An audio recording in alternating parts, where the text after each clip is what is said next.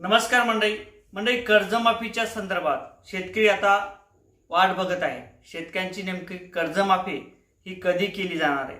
आज जे काही विधानसभा झाल्या होत्या, विधानसभेपूर्वी फडणवीस साहेबांच्या वचननाम्यात किंवा भाजपच्या वचननाम्यात सांगितलं होतं, आमचं जर सरकार आलं तर आम्ही सरसकट कर्जमाफी करणार।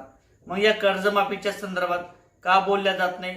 शेतकऱ्यांची कर्जमाफी एकंदरीत कधी केली जाणार आणि जे काही आज फडणवीस साहेब असतील त्या फडणवीस साहेबांच्या माध्यमातून नेमके काय उत्तर देण्यात आलेले, त्याचबरोबर जे काही बच्चू कडू असतील, हे बच्चू कडू उपोषणाला बसले होते। या उपोषणाचं काय झालेलं आहे, शेतकऱ्यांची कर्जमाफी एकंदरीत कधी केली जाऊ शकते, याविषयी थोडक्यात माहिती घेण्याचा प्रयत्न करणार आहोत।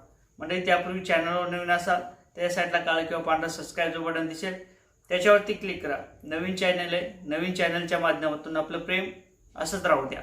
म्हणजे ज्या अर्थी शेतकऱ्यांची कर्जमाफी ही झाली गेली पाहिजे, कारण तर जे काही सोयाबीनचे भाव असतील, कापसाचे भाव असतील, तुरीचे भाव असतील आणि इतर शेतकऱ्यांवर जे काही आसमानी संकट असेल, याच्यातून शेतकऱ्यांचं कंबरड पूर्णपणे मोडून गेलेले आहे।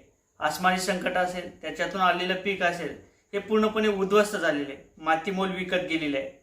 त्याचबरोबर शेतकऱ्यांना उद्धव बाळासाहेब ठाकरे हे ज्यावेळेस सत्तेत आले होते, कोणत्याही प्रकारचे निकष न लावता, कोणत्याही प्रकारच्या अटी न ठेवता शेतकऱ्यांची 1.5 लाखापर्यंत सरसकट कर्जमाफी ही करण्यात आली होती। मग त्याच पार्श्वभूमीवरती जे काही फडणवीस साहेब असतील, विधानसभेपूर्वी त्यांनी सुद्धा सांगितलं होतं, जर आमचं सरकार आलं तर आम्ही सुद्धा सरसकट कर्जमाफी करू, कोणत्याही प्रकारचे निकष न लावण्याचा प्रयत्न आमच्याकडून असणार आहे आणि आमचं सरकार स्थापन झाल्यानंतर काही दिवसातच आम्ही कर्जमाफी करू। परंतु या विषयावरती ना फडणवीस साहेब बोलायला तयार आहेत, त्यानंतर त्यांचे कार्यकर्ते बोलायला तयार आहेत, त्याचबरोबर अर्थमंत्री असणारे अजितदादा पवार हे सुद्धा त्या कर्जमाफीच्या संदर्भात बोलायला तयार नाहीत। त्यानंतर बच्चू कडू यांच्या माध्यमातून शेतकऱ्यांची सरसकट कर्जमाफी केल्या गेले पाहिजेत या विषयावरती उपोषण केलं होतं। त्याचबरोबर जे काही दिव्यांग लोक असतील त्यांच्या पगारीमध्ये वाढ केली जाईल अशा पद्धतीने ते उपोषण झालं होतं। परंतु काही राजकीय स्टंट खेळण्यात आले, त्या ठिकाणी जे काही इमोशनल ड्रामा असेल तो फडणवीस साहेबांच्या माध्यमातून, बावनकुळे यांच्या माध्यमातून करण्यात आला होता।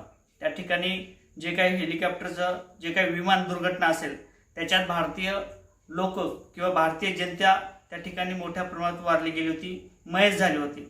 याचंच औचित्य साधत कदाचित जे काही कर्जमाफीचा प्रश्न असेल तो मोडण्याचा प्रयत्न केला होता आणि बच्चू कडू यांना आश्वासन दिलं होतं की आम्ही 15 दिवसात समिती स्थापन करू, त्याच्यावरती विचार करू आणि समिती गठीत झाल्यानंतर शेतकऱ्यांचा जो काही कर्जमाफीचा डाटा असेल तो गोळा करण्याचं काम आमच्या माध्यमातून केलं जाईल अशा पद्धतीने सांगण्यात आलं होतं। परंतु आता 15 दिवस पूर्ण झालेले, या विषयावरती कोणीही बोलायला तयार नाही।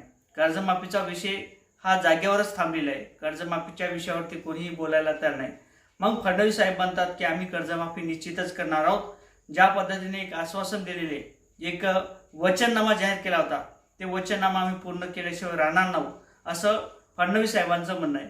मग याच्यावरती परत काय विचार केला जातो, एकंदरीत त्याच्यावरती काय विचार होतो, कशा पद्धतीने अभ्यास केला जातो आणि ही कर्जमाफी शेतकऱ्यांची फायद्यासाठी ठरू शकते की मग परत जे काही फडणवीस सरकार असेल त्यांचं राजकारण किंवा त्यांना परत एकदा खुर्ची किंवा सत्ता जर भोगायची असेल तर ती टाइमावरती कर्जमाफी कशी पद्धतीने करू शकतात, एकंदरीत ही कर्जमाफी कधी केली जाऊ शकते याच्यावरती सुद्धा नवीन काही अपडेट आल्यानंतर किंवा माहिती आल्यानंतर चॅनलच्या माध्यमातून वारंवार सांगण्याचा प्रयत्न हा केला जाणार आहे। कारण तर हा चॅनल सुद्धा नवीन आहे।